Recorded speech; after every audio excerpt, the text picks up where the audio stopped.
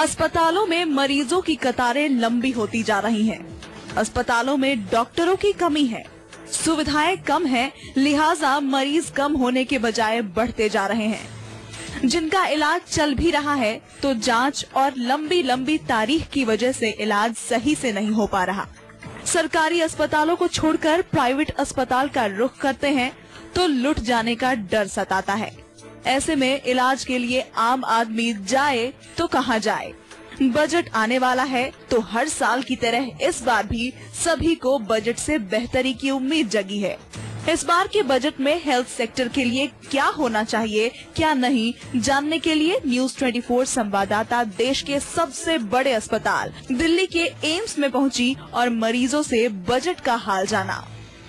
देश के सबसे बड़े अस्पताल एम्स के बाहर मैं खड़ी हूँ और यहाँ पर काफी भीड़ होती है। अमूमन यहाँ पर इसलिए भीड़ होती है क्योंकि बाकी राज्यों से भी लोग यहाँ पर इलाज के लिए आते हैं और एक भरोसा एम्स ने कमाया है। बजट पेश होने वाला है, सरकार से उम्मीदें भी हैं। अब जाहिर तौर पर उम्मीदें बहुत सारी होंगी, लेकिन किस तरीके की उम्मीदें हैं? क्या सरकार ने जो इस बार रियायतें दी, चाहे वो दवाइयों को लेकर हो या तमाम चीजों को लेकर, उससे लोगों में खुशी है या फिर और कुछ रियायत होनी चाहिए? आइए बात कर लेते हैं। हमारे साथ तमाम लोग हैं जो यहाँ पर दवाइयाँ खरीदने आए थे, आइए उनसे बात कर लेते हैं। जानना चाहूंगी, बजट अब पेश होगा, स्वास्थ्य को लेकर आप लोगों को लगता है कि सरकार ने जो कदम उठाया वो काफी है, अच्छा कर रही है, या फिर और भी कुछ और करने की जरूरत है? और कहाँ आप लोगों को लगता है कि मुश्किलात होती हैं? मैम, बजट आने वाला है सरकार की तरफ से, उसमें हम तो ये चाहेंगे कि हॉस्पिटल और बढ़े, कर्मचारी लोग बढ़े, स्टाफ बढ़े और दवाइयाँ और भी सस्ती हो।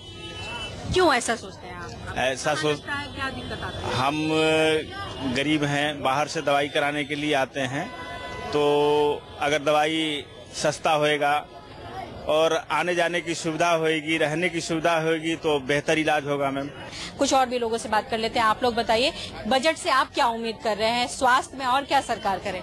बजट यही है, थोड़ा हल्का होना चाहिए, रेट कम होने चाहिए, हर चीज के डॉक्टर थोड़ा बढ़ना चाहिए इसमें। और सब में बड़ी प्रॉब्लम आती है, जैसे कोई बाहर से आने वाला व्यक्ति है तो उसको तब मेरा कार्ड बनेगा, उसके बाद मेरा क्या आगे वो होगा, ये सब में बड़ा प्रॉब्लम ये आता है। लगभग 2-2, 3-3 घंटे पूछताछ में निकल जाता है। सब में बड़ा प्रॉब्लम ये और है, ये बड़ी समस्या है। ठीक है, आप बताइए, आप क्या चाहते हैं सरकार से? क्या बजट में क्या और ऐड करे सरकार? सबसे पहले तो इनको एक ऐसी बिल पास करनी चाहिए जो जैसे इन्होंने अकाउंट्स खुलवाए हैं, सबको मेडिकल कार्ड्स बनवाने चाहिए। हमारे जो और कंट्रीज में है, जो हमारे पास इंश्योरेंस की बात कर रहे हैं जी, जो प्राइवेट्स तो बहुत ही ज्यादा लेते हैं, उनके बाद वो क्लेम करो, बिल्कुल पैसे भी नहीं देते वो। तो इनके और अंदर तो बहुत ही बुरा हालत है। बोलते हैं दवाई है, काउंटर पे 200-200 लोगों की लंबी लंबी लाइन है, सुबह से शाम हो जाती है दवाएं लेने में, तो ये तो पॉसिबल नहीं है ना। तो लोग तो इम्पोर्टेंट बात करिए इन्होंने, हेल्थ इंश्योरेंस कराया जाए। इस पर डॉक्टरों ने भी अपनी राय रखी थी कि जिस तरीके से आप अपनी गाड़ी का इंश्योरेंस कराते हैं, उस तरीके से एक आम आदमी का भी हेल्थ इंश्योरेंस होना चाहिए, चाहे वो 1 रुपए ही क्यों ना कमाता हो। जिंदगी बहुत कीमती है, इसलिए इंश्योरेंस बहुत जरूरी है। आप चाहिए, बताइए आप क्या सोचते हैं? क्या हम ये सोचते हैं मैम कि माननीय प्रधानमंत्री जी ने अभी कुछ दिन पहले कहा था कि हार्ट वालों के लिए बहुत सस्ता इलाज करेंगे।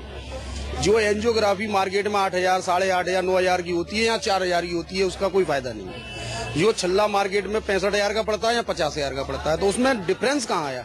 गरीब तो और गरीब मरने के लिए है ना, 1 महीने लाइन में लगेगा, तब उसका नंबर आएगा, तब तक निकल लेगा।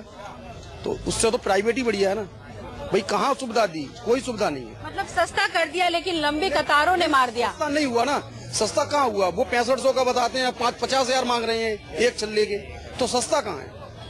सस्ता है कहाँ है? सस्ता हो तो उसे कहनी चाहिए ना 6500 में मिले या 3500 में मिले या 9,000 में मिले।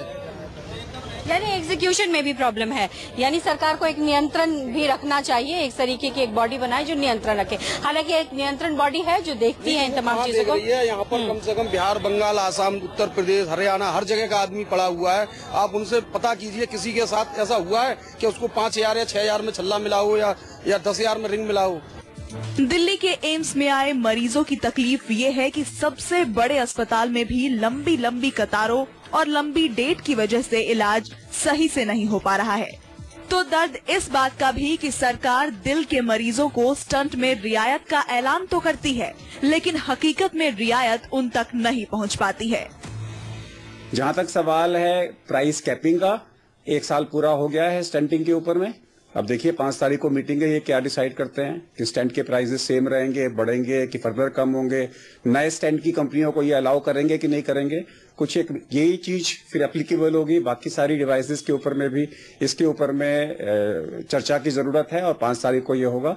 ना अफोर्डेबल हेल्थ केयर के ऊपर में सरकार को काम करना चाहिए इस हेल्थ बजट के अंदर में, और प्राइमरी हेल्थ केयर और इमरजेंसी की जो रिस्पॉन्सिबिलिटी है सरकार की वो पूरी होनी चाहिए। देश के सबसे बड़े अस्पताल में भी मरीज की तकलीफें कम नहीं हो रही हैं। शिकायतों का अंबार लगा है और यही वजह है कि लोग को इस बार बजट से काफी उम्मीदें हैं।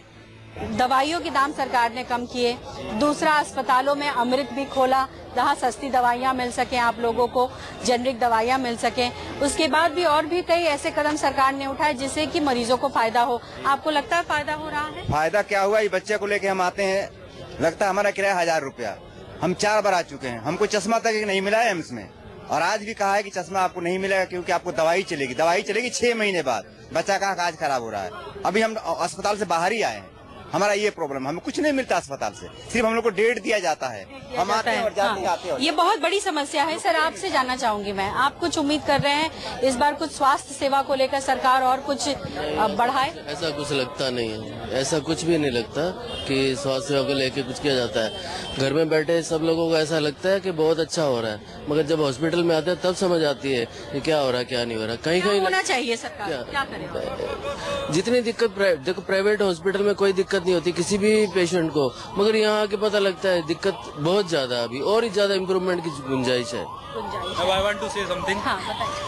मैम देखा जा रहा है कि मैं अभी ऐसे पेशेंट से मिला हूँ कि जो 1-1 साल से यहाँ पे सफर कर रहे हैं और जिनको ना तो कोई मतलब प्रॉपर डेट मिल पाती है और ना कोई मतलब ये मिल पाता है। अगर उन्हें सर्जरी की डेट भी मिल रही है ना, I am coming from the surgical department, अगर उन्हें सर्जरी की डेट भी मिल रही है तो उन्हें फिर मतलब जो डेट को आगे बढ़ा दिया जाता है। या फिर एक बंदा तो ऐसा मिला है मेरे को जो 6 महीने से कह रहा था कि मेरे को बार बार 6 महीने से सर्जरी की डेट ही बढ़ा रहे हैं। सरकारी अस्पतालों की कमी, डॉक्टरों की कमी, कर्मचारियों की कमी, ये तमाम वजह है जिसकी वजह से सरकारी अस्पतालों में शायद वो जो उपचार मिलना चाहिए या यूं कहूं कि लोगों की जिस तरीके की शिकायतें हैं वो समाधान उसकी होनी चाहिए, वो नहीं हो पा रही। और शायद यही वजह है कि लोग बजट में ये मांग कर रहे हैं कि लोग के लिए नया अस्पताल खुले और सबसे ज्यादा अहम बात कि डॉक्टरों को संख्या जो है उसको बढ़ाया जाए।